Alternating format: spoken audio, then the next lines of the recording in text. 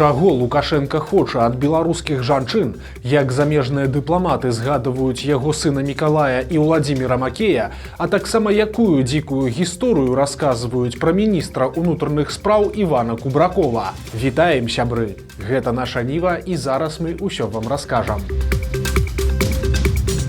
Лукашенко звярнуўся да жанчын і падпісаў важны дакумент. Перад 8 сакавіка ён уручыў жанчынам дзяржаўныя ўзнагароды, а таксама выступіў з прамовай, у якой паведаміў, што, цытата, «кожную раніцу чытае тыктокі», а таксама заклікаў звяртацца да яго са скаргамі ў гэтай сацыяльнай сетцы. Счастливых вам праздников. И если хоть один мужик вас обидит в эти дни, найдите возможность. У нас же ТикТок есть. Каждое утро читаю. Иногда до смешного доходит. Но если кто-то обидит вас, вы напишите мне. Я обязательно отреагирую. А Дмитрий Николаевич, глава администрации, он слышит, что он раньше меня возьмет это на контроль. Успехов вам, счастья. И вашим деткам счастья, успехов. Акрамя таго, сёння Лукашенко падпісаў указ, згодна з якім памілаваў чарговую партыю палітзняволеных. Агулам на свабоду выйдуць 18 чалавек, з якіх 11 жанчын. Сярод памілаваных ёсць 2 сямейныя пары, цяжарная жанчына, а таксама дзяўчына, якую арыштавалі яшчэ падлеткам, калі ёй было 16 гадоў. Але тут застаецца незразумелым, ці гаворка ідзе пра тых, хто знаходзіўся ў калоніях, ці пра хімікаў. Але ж адметна, што на гэты раз прымусовай дэпартацыі за мяжу падобна няма, і ўсім вызваленым дазволілі застацца ў Беларусі. Але пакуль Лукашенко вызваляе адных, яго сілавікі і суддзі саджаюць іншых. Цяпер стала вядома, што знакамітаму беларускаму музыку і лідару гурта «Палац» Олегу Хаменку прысудзілі рэальны тэрмін за палітыку. Хаменку затрымалі яшчэ ўлетку, і больш чым паўгода ён чакаў суда ў СІЗА. Цяпер жа артыста прызналі вінаватым у садзейнічанні экстрэмізму і далі яму 3 гады калоніі і гіганцкі штраф, больш чым у 20 000 беларускіх рублёў. Экстрэмізмам улады палічылі супрацу з рэдакцыяй «Радыё Рацыя», дзе Хаменка вёў аўтарскія музычныя перадачы. Расіянін, асуджаны за падпал машыны беларускага генерала, расказаў журналістам медыязоны, як яго катаваў асабіста міністр унутраных спраў Іван Кубракоў. 26-гадовы ўраджэнец Чабаксараў Антон Лысоў 5 гадоў таму праз Даркнет узяў замову на падпал машыны ў Мінску, за якую яму паабяцалі $2000.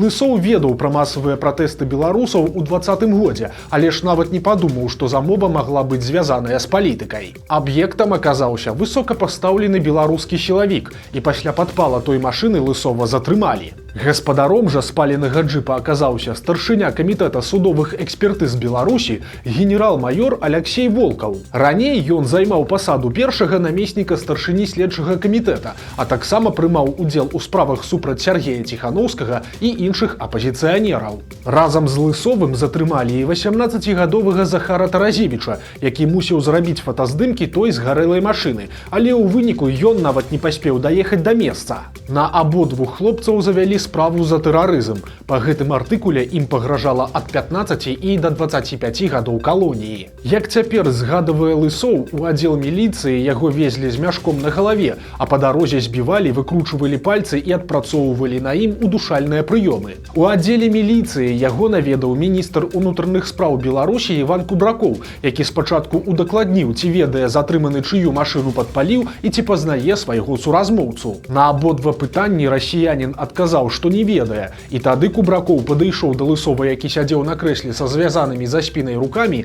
і паводле яго слоў стаў ціснуць на болевыя зоны, на твары і за вушамі. Далей цытата. «Я пачаў выдаваць гукі і рыкаць. Ён кажа, рыкаеш, тыпу сучонак, правільна. Пасля гэтага ён галавой мяне аб сцяну ударыў і сказаў, што калі праз 20 хвілін я не прызнаюся, то мяне пусцяць па коле». Канец цытаты. Лысоў сцвярджае, што міністру так нічога і не сказаў, і яго павезлі ў ізалятар на Акрэсціна. Пасля ён правёў 1,5 года ў СІЗА. У выніку яго справу перакваліфікавалі з тэрарыстычнай на артыкул аб знішчэнні маёмасці. У лістападзе 22 года Лысова прыгаварылі да 10 гадоў калоніі ўзмоцненага рэжыму, а Таразевіча да 7,5. Пасля Лысоў папрасіў, каб яго экстрадавалі адбываць пакаранне ў Расію, дзе ён пад ціскам ужо расійскіх аператыўнікаў падпісаў кантракт з Міністэрствам абароны і апынуўся на ваўчанскім напрамку. Адтуль Лысоў змог дэзерціраваць і збегчы за мяжу. Падарункі для Мікалая Лукашэнкі і важнасць Уладзіміра Макея. Вітольд Юраш у 10-х працаваў у пасольстве Польшчы ў Беларусі, і цяпер у адным з інтэрв'ю ён згадаў пару цікавых момантаў з тых часоў.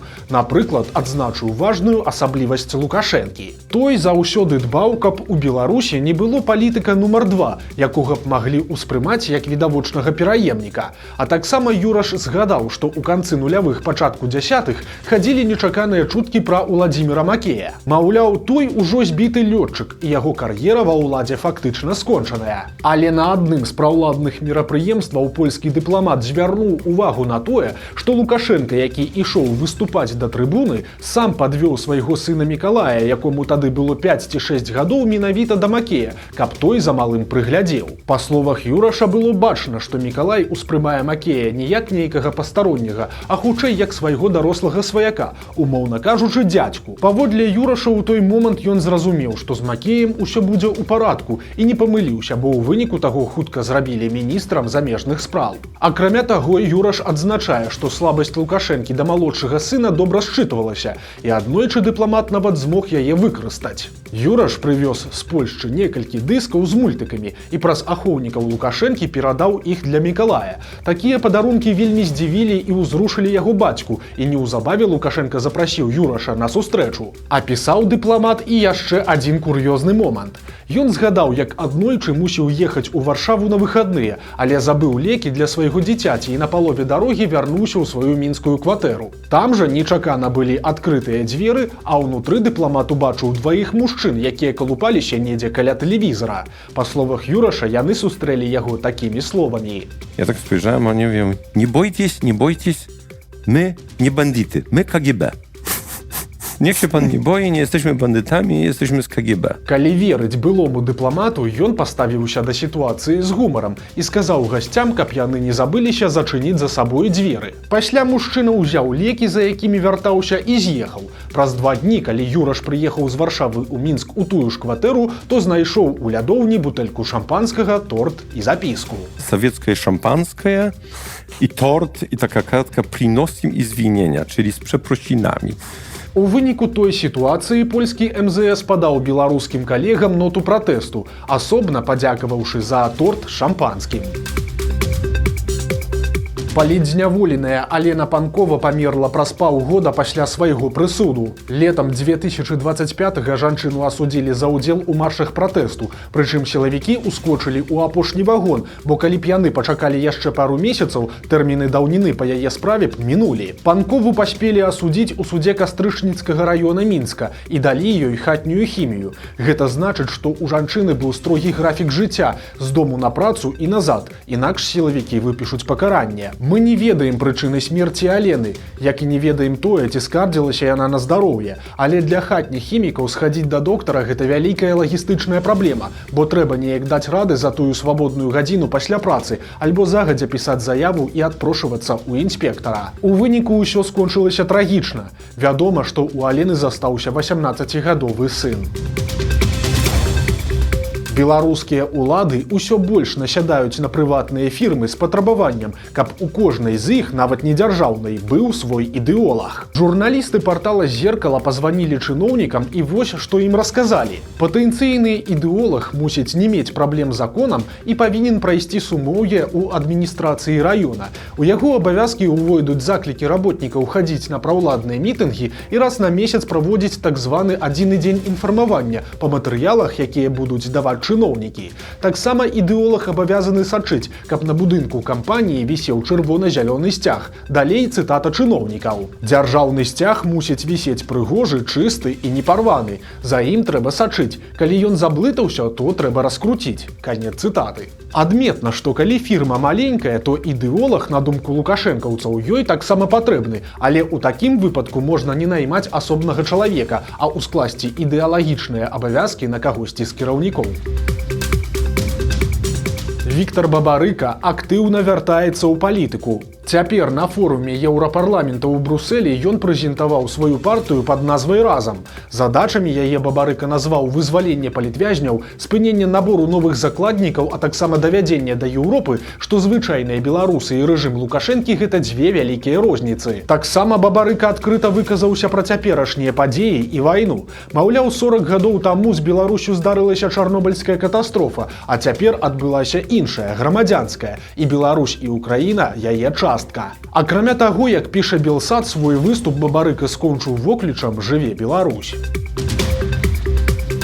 Падатак на сабак у Беларусі зробяць абавязковым для ўсіх уладальнікаў. З 1 ліпеня 26 года зменіцца парадак налічэння гэтага збору, і цяпер яго будуць абавязаныя плаціць усе, калі будзе ўстаноўлена, што жывёліна фактычна жыве ў кватэры, незалежна ад таго, зарэгістраваная яна ці не. Інфармацыю пра незарэгістраваных жывёл плануюць атрымліваць з розных крыніц. Прычым у падатковым заканадаўстве няма нормы, што падатак спаганяецца толькі з пастаўленых на ўлік сабак. Таму нават без афіцыйнай рэгістрацыі сума можа з'явіцца ў квітанцыі. Базавая стаўка падатку складае 14 рублёў, а для сабак патэнцыйна небяспечных парод 67. Аднак у сталіцы устаноўленая паніжаная стаўка – 11 рублёў 10 копеек за квартал за аднаго сабаку. Падвышаная стаўка пакуль не прымяняецца, бо афіцыйны спіс небяспечных парод пакуль не зацверджаны. За нясплату будзе штраф 15% ад нявыплачанай сумы, але не менш за палову базавай адзінкі. Ад выплаты гэтага падатку вызваляюцца людзі з інваліднасцю, шматдзетныя сем'і, а таксама пенсіянеры, калі ў іх толькі адзін сабака. І тут цікава, ці мусіць па законе плаціць гэты падатак Лукашенка за свайго шпіца-умку. Выглядае, што не, бо па ўзросце ён ужо пенсіянер. Ну а што бывае, калі звярнуцца па дапамогу да Лукашэнкі адчуў на сабе жыхар Хойнікаў? Шматдзетны бацька Андрэй выклаў відэазварот да Лукашэнкі, які сам назваў крыкам душы.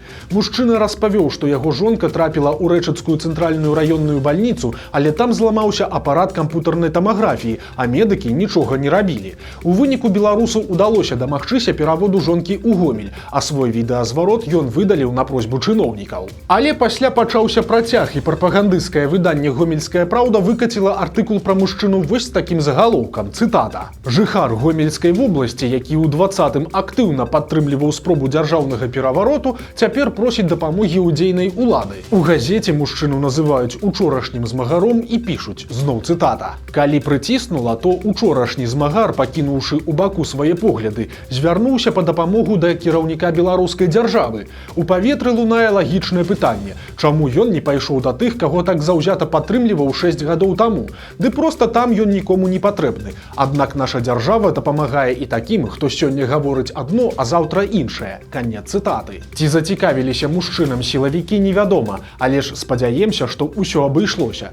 Але атрымліваецца дзіўная сітуацыя. Прасіць дапамогі ў Лукашэнкі можна, і гэтую дапамогу нават можна атрымаць, але разам з ёю можна атрымаць і вядро памыяў ад яго медыа-апрычнікаў.